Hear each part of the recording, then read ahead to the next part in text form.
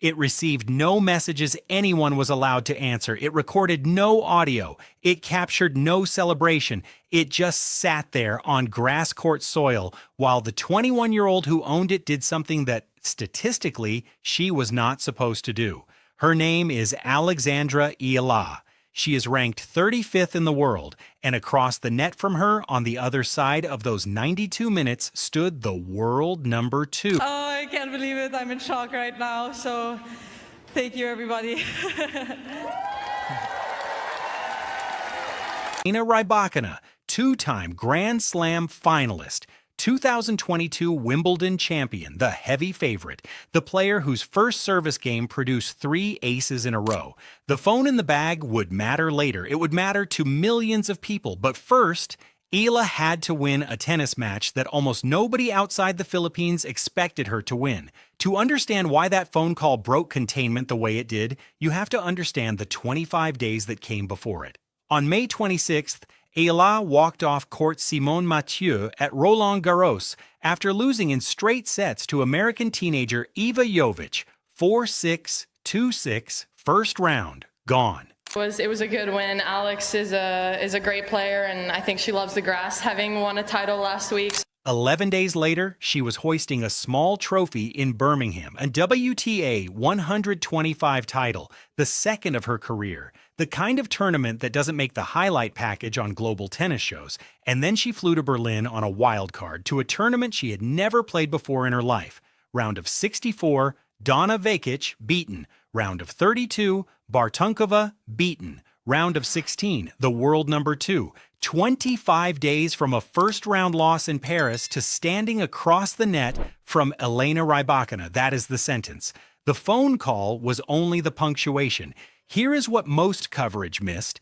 The story of June 18th was not Eala versus Rybakina as adversaries. There was no villain on that court. Rybakina played. She hit 13 aces. She opened the match at 4-1 in the first set and looked for those first 24 minutes exactly like the player the rankings said she was. She was not careless. She was not disrespectful. She lost because the player on the other side of the net was on that specific afternoon better. The tension in this story is not between two women. It is inside one of them.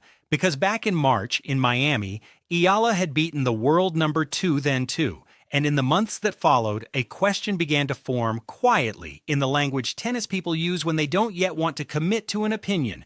Was Miami the real Alex Eala, or was Miami the exception?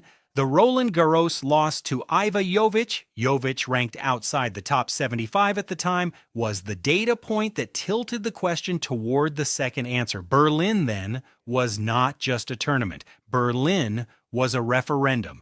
And Eala arrived at it with a wild card entry, a 125-level title in her recent past, and a draw that gave her Vekic, then Bartunkova, then the number 2 seed in succession, on a surface she had played professionally less than any other. The question on the line wasn't ranking, it was identity, and the only thing in the world that could answer it was the next ball. The first piece of evidence is the wound nobody rewatches. Roland Garros, May 26th, 4-6, 2-6, in front of a French crowd that had no particular reason to remember her. There was no extended press conference, no preserved primary statement, no long monologue about what went wrong. There was just the score, and then the silence of a player walking off a clay court in late May with a grass season ahead of her and no obvious place to start it. She could have skipped, she could have rested, waited for a bigger wild card, picked a WTA 250 with a friendlier draw. She did the opposite. She entered a 125 in Birmingham. The second piece of evidence is what happened there. On June 7th, after a rain-delayed semifinal that went 2-6, 6-4, 6-3 against Rebecca Masarova, Alex Eala won the Lexus Birmingham Open, her second career WTA 125 trophy, and a result that almost no tennis publication outside the Philippines covered with any real depth. It was a rebuild without a spotlight. 11 days before her phone would be in every Filipino group chat in the world, she was winning a tournament most international tennis fans could not name. The third piece of evidence is the draw that waited for her in Berlin. Round 1.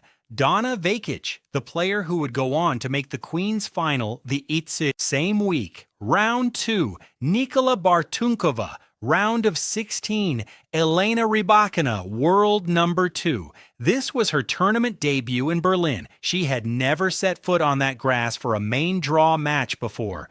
If you were designing a path for a player rebuilding confidence, you would not draw this one. She got it anyway. The fourth piece of evidence is the first set itself. Rybakina opened with 3 aces in the first game. She built a 4-1 lead. For 24 minutes, it looked like the gap the rankings predicted. And then Eala broke, then held, then broke again. 7-5. The first set against the number 2 player in the world on grass, on debut, taken from 4-1 down by a player who, 23 days earlier, had been knocked out of a Grand Slam in the first round by an American teenager. Take a breath here, because the next part is harder than the first.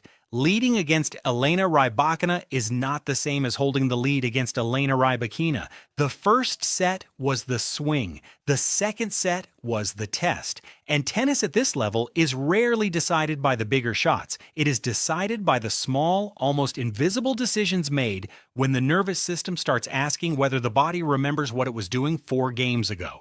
That is where most upsets, even good ones, quietly come apart. The fifth piece of evidence is 1 game inside that second set. 5-4, Eala serving for the match. 15-30, 1 mistake from being broken back, 1 swing from a tie break she might not survive against a player with 13 aces in her arm. She hit her 4th ace of the match. 2 points later, the match was over. 1 hour and 32 minutes. Across the entire afternoon, the WTA's own recap noted Rybakina committed more than 23 unforced errors, but the number that mattered was that single serve in that single game with the second set on the wire. That is the part of the match nobody clips for social media. That is what nobody saw. The 6th piece of evidence is the phone. Match point landed. Eala walked to her bag. She pulled out the device that had been sitting there for an hour and a half doing nothing. And during her on-court interview, with the stadium microphone still live, she FaceTimed her father, Mike. Her mother, Riza, was on the line too. The audio was simple, almost ordinary. In her own words, in the interview that the WTA's editorial desk published within hours, I called my dad. I said, "Oh my God," and we were just screaming. And my mom was there too. And I don't know, I'm just really happy. There was no speech. There was no statement. There was a 21-year-old ranked 35th in the world doing the most ordinary thing imaginable inside the most extraordinary 90 seconds of her year. And then she said the line that more than any winner or any ace is what this script has been pointing at the entire time. Voice still uneven, smile still incomplete. I am a little foggy right now. I'm still shaking, and I was shaking on match point too. That is the confession. The bravery she would later describe as her highlight word. It was not the absence of fear. It was the management of it. She was shaking when she hit the 4th ace. She was shaking when she shook Rybakina's hand. And she was still shaking when she heard her parents' voices come through the phone. The 7th piece of evidence is the one that closes the door on the word lucky. Less than 24 hours after the Rybakina match, Eala walked back onto the same court for a quarterfinal against Elena Svitolina, former world number 3, number 6 seed at this tournament, one of the most experienced grass court players on the tour. Final score 6-3, 6-4, Eala. That made it her 6th career top 10 win, all of them in straight sets, 4 of them against top 5 opponents. You can call one match an upset. You cannot call 2 consecutive matches against top 10 opposition in straight sets on debut at a tournament anything other than what they are, evidence. The most credible voice on what happened that week is not a pundit. It is the institution itself. From the WTA's own recap published on WTAtennis.com on June 18th, it was the second WTA tour driven by Mercedes-Benz meeting between Eala and Rybakina, and the head-to-head now sits at 1 win apiece. The result also marks Eala's 5th career top 10 victory, all in straight sets, with 4 of those coming against top 5 opponents. That sentence is Statistical, not emotional. It is the tour's own scoreboard talking him, and the scoreboard does not care about narratives. The scoreboard says, this player has now done this 5 times against this caliber of opponent, and never once needed a third set to do it. 24 hours later, with the Svitolina result added, the number became 6. Then Eala supplied the emotional half of the authority herself in the same on-court interview. I think for me returning, and my game in general, a highlight word would be brave. It makes a big difference when I'm able to do that. She did not say talented, she did not say ready, she said brave. It is a word chosen by someone who understands that her own nervous system was the opponent she had to manage, and that the management was a choice she made point by point, not a state she arrived at. This is the part where the story stops being just about one tournament. As of June 15th, Eala was ranked 35th in the world. As of June 19th, with the Rybakina and Svitolina wins added, the live rankings tracked by tennis statisticians had her climbing into territory that, on a Wimbledon entry list, matters for seeding, overtaking players like Siniakova, Vekic, and Raducanu in the projected order. Those projections are not official. The seedings will only be locked when the Wimbledon cutoff is taken. But the direction is unambiguous. Her grass court record in 2026 now reads 8 wins and 1 loss. Inside 3 weeks, she has beaten Donna Vekic, Elena Rybakina, and Elina Svitolina on the surface that historically gives Asian players the steepest learning curve. And by the time you are watching this video, she will be walking into another semifinal, Berlin, June 20th, against Linda Noskova, the only player in this tournament she has previously lost to back in March. That match is happening tonight. This script does not predict its outcome. What it can say is this: regardless of whether Eala wins or loses against Noskova, the body of work that produced the phone call has already been built, and it cannot be unbuilt by one result. The phone call was not the ceiling. The phone call was the door opening. It would be dishonest to tell this story without sitting for a moment in the place where it could have gone the other way. May 26th, Paris, the locker room after a 4-6, 2-6 loss to Iva Jovic. There is no public statement preserved from that afternoon. There is no long quote about what hurt, what she was thinking, what she was going to do next. There is only the score and what came after. The choice to enter a 125 in Birmingham instead of waiting. The choice to fly to Berlin on a wild card to a tournament she had never played. The choice to take the draw the schedule gave her without asking for an easier one. 23 days separated the loss to Jovic from the win over Rybakina. The visible response to the Paris defeat was not a sentence, it was the work that followed it. And that is the answer to the question Berlin was asking. So here is the room she is in now. Literally, on the evening this script publishes, it is a semi-final locker room in Berlin, a room she had not entered before this week. But the bigger room, the one the rankings describe, is the one this story has been quietly building toward the whole time. It is the room of players who have beaten the world number 2 more than once.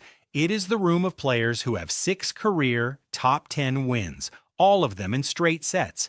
It is the room of players whose on-court interview in a tournament they entered on a wild card gets republished by the WTA's own global feed and carried by ESPN and GMA and Olympics.com inside the same news cycle. That is a small room. There are not many people in it.